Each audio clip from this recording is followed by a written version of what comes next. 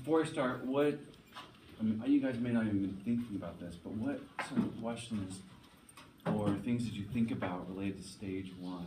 You know, we went through the cycle. Remember we talked about what was down here?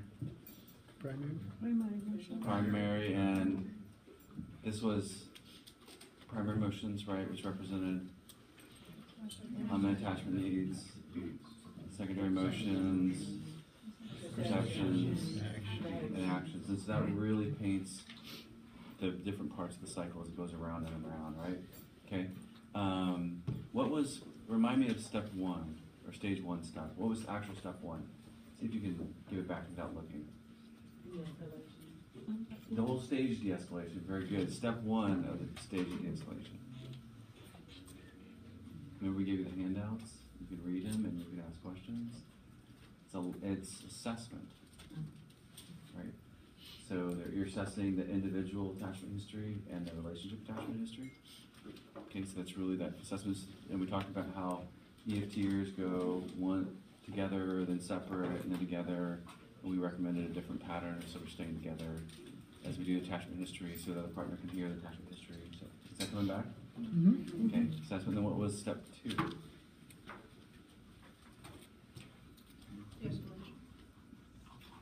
Okay, the whole thing is de-escalation. What's step 2? So you have assessment, and then you have power softening, changing interactional positions, and creating nuance.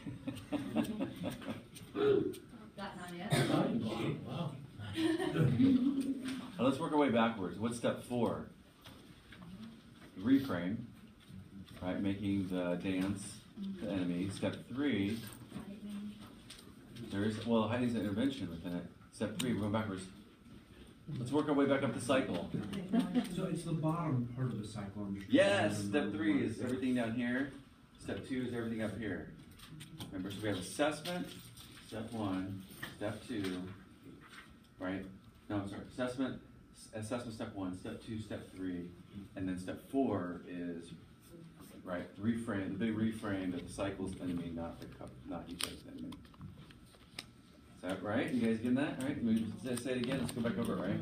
So we have alliance building and assessment, and then step 2, we're starting to paint the cycle, but at the secondary level with their own awareness of their perceptions and their secondary emotions and action tendencies, right? So we start to say, okay, so this is what you do, this is what you do. And they nod their head, no new insight there. The only new insight they're getting is the fact that you're actually putting it into a cycle. You're saying that one influences the other, and so they're starting to see that in step 3. In step 4, we dip down into here, we start to reveal, first of all, the primary emotions, right? Which are, what are the primary emotions? Sadness, hurt, joy, shame. Loneliness is right around the primary emotions, but loneliness may be the result of the unmet attachment needs, not getting that.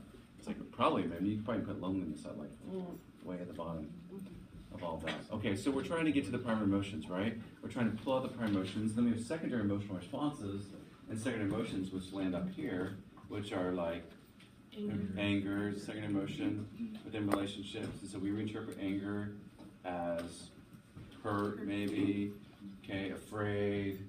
Okay, so, all right, this is all coming back, right? Okay, and so then we go down to primary emotions, and then we start to comment on these possible unmet attachment needs. And what are those unmet attachment needs? Protection, acceptance, and comfort. Okay, protection, acceptance, and comfort. All right, so we basically have 6 primary emotions, 3 unmet attachment needs. Right, those 6 primary emotions point to the unmet attachment needs. Remember we made connections between them, and then there was a handout that you guys got. And we didn't actually hand it out, it was on your iPad. But there was a handout that you got that showed the connection between the attachment needs and the primary emotions. Okay? Right? That was the one that, what was it, Rick? Flash. I don't think we talked about it, but it's there. Yeah, it's there. It's there to help you make the connection, okay? All right. So, step 1 is assessment. Step 2 is Identify the secondary emotions. All right, painting the secondary cycle. Step 3 is painting the primary cycle. Step 4 is. Okay, so if I showed you a tape, do you think you'd sit there and identify what step that the therapist is in? Okay, well, yeah, you probably would be able to. What if I was sitting there and I'm going, so it sounds like when you guys get into your dance, that Bob, you get angry, and when you get angry, or let's say this, no, Bob, you lash out and you criticize your wife, and then your wife in turn becomes angry at you, Bob. That's your first signal where you are. Secondary. Yeah, right, because I'm not dipping down into the primary motions. As soon as I go dip in the primary motions, you can say, oh, you're not in step 2, you're in step 3. Right, exactly. And if I'm assessing, it's step 1, right? So if I showed you tape, could you figure out where you're at? There's some indicators of what step you are in de-escalation. And then what if I was throwing out big reframes? And I say, you know, it's like you both are in this dance, but there's something about this, like you're both wrapped up in this, and this sort of has become the enemy, and I'm in step 4, right? So I should be able to show you a tape, and you go, ah, they're in that step. By you should be able to do it, show us the tape, you will do that? You mean? Who knows? You might. You should be able to identify it well enough to where you can do it, and that's the whole point, right? Is that you can sit down, and so tonight we're going to do role play where Valerie and I are going to be the couple again at the beginning of class. We're going to have someone come up and do stage 1 stuff. So show us some stage 1 stuff, okay? And we'll work through some stage 1 stuff. We'll accelerate it, and we'll say, okay, do step 3 with us. Do step 2 with us. Right, now go to step 4. And we'll see if you can work in between the steps, because it really comes down to the practice of doing it, okay? All right, so we got stage 1, and now we're going to go into stage 2. Any questions about stage 1 before we move on? So you guys have this to help you with the cycle, right? Okay, behavior, unmet attachment motions, and then stage 1, or stage 2 is everything up here. Stage 1 is everything, right? I mean stage 3. Stage 2, this is stage 2, this is stage 3. Yeah, you guys can be sitting in class taking your exam going. And we can go like this. Assessment is up here because it's all about the head, right? So, assessment, stage 1, stage 2. I mean, assessment. Assessment is stage 1. Stage 1, stage 2, stage 3. Are you catching that? Okay, we'll do it again, right? Stage 1 assessment, because it's head. We're asking questions, assessing.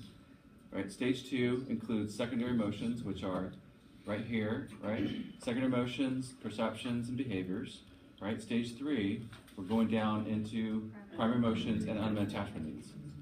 So that includes everything from the waist up. Maybe the easiest way to remember, right? So when you're in session, you can go, or So I see that you're doing. That'll be fun. Yeah. Okay, I'm trying to give you as much as I can to help you remember it. Okay? So if we do that at the session, just give us the point. Yeah, if you go like this, I'm in assessment right now.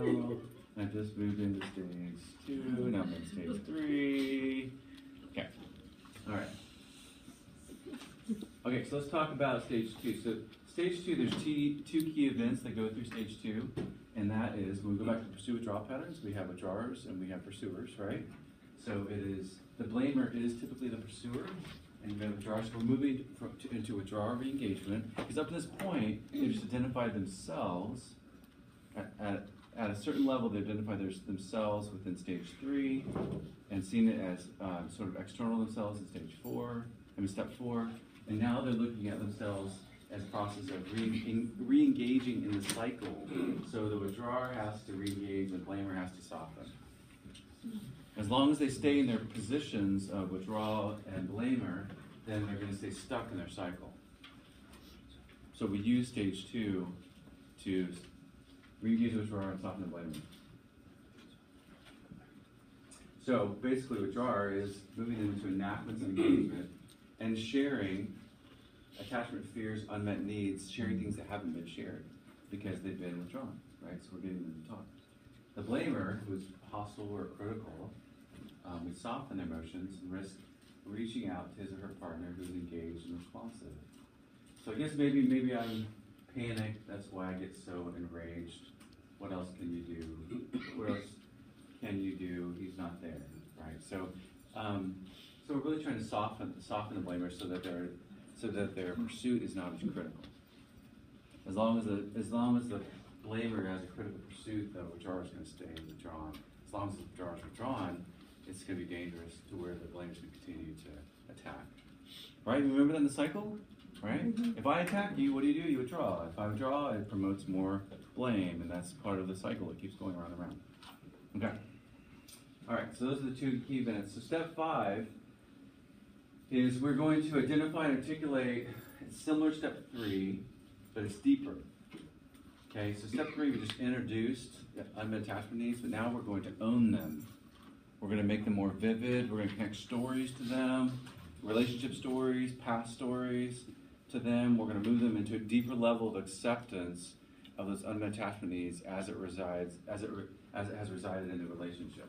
So identification of articulation of disowned attachment needs and fears. This is the beginning of withdrawal, engagement, blame, or softening. It's similar stuff to a bit deeper. Now articulate the cycle with emotion and action. So you want to go an emotion really in steps 5. Emotion is so important because emotion primes those unmet attachment needs. So we're going to really stay on those primary emotions and keep pushing those primary emotions in step 5. Need for comfort, protection, acceptance continues to be addressed as the attachment needs. This will come if you focus on deepening the emotion. So we're going to work, hammer the emotion. You're not doing enough emotional work, and you'll get stuck in step 5 if you're not commenting on emotions enough. Like, oh, that's sad, or that hurts, or that's scary, or right. So you're going to just keep commenting on that because those emotions are really potent, and those potent emotions draw out more of the unmet attachment needs and experiences. Okay, similar to step 3. So you kind of go step 3, you kind of present it, right? The primary emotions, unmet attachment needs, and then you go to step 4, you say, hey, this is about the cycle. Then you go to step 5, you go, let's go deeper with this. Let's go deeper into those unmet attachment needs. And it starts to soften the blamer and re-engage the withdrawer because you go deeper into the story, and it draws out compassion from one another, right? And they're also having to understand it in a deeper way themselves. So again, they're making a lot of connections with their own unmet attachment needs within their own history and in their relationships. So you can spend a lot of time on step 5. Step 5 can be nurtured for sessions and sessions, right? Because you're exploring simultaneously their attachment-based history. When we watched Stu, right, and we watched her clip twice, what stage do you think she was in? The crew mark. Stage 1 or stage 2? She was in stage 1 because she wasn't starting to identify the primary emotions, right? So she was teetering between step 2 and 3, right? Because she was still giving the secondary. She wasn't really hitting on the unmet attachment needs yet, right? You didn't hear her necessarily, so we weren't fully. So you can see that even when you watch a video like that, you can see there's a teetering between stages. Not like you go stage 2, stage 3, right? You're like. It's like a dimension. You're like fluidly moving into it. And then sometimes you're moving back up. So you can go back up into more stage 2, and you go back into stage 3, and then you go deeper in stage 3, and then you're stage 4. Then you go into step 4, then you go to stage 2 and step 5, and then you're in step 5 and someone gets scared, and so you go backwards, right? And now you're processing it more at step 3 and stage 1. Does that make sense? And then you're trying to work your way back to step 5, stage 2. So all these steps and stages are a little bit confusing, but you want to get past. You want this to be a fully developed story in step 5 of the unmet attachment needs in the history and in the relationship, right? And they need to accept it, like they need to really experience it. They need a 4-dimension experience of their unmet attachment needs. Is the primary difference between step 3 and 5 just like duration and intensity of time spent with these unmet attachment and needs content, primary emotions? Duration, intensity, and content. Yeah, content changes too. Yeah. What I would say too, from my understanding, step 3 is more of the therapist articulating what she thinks is going on with the individual.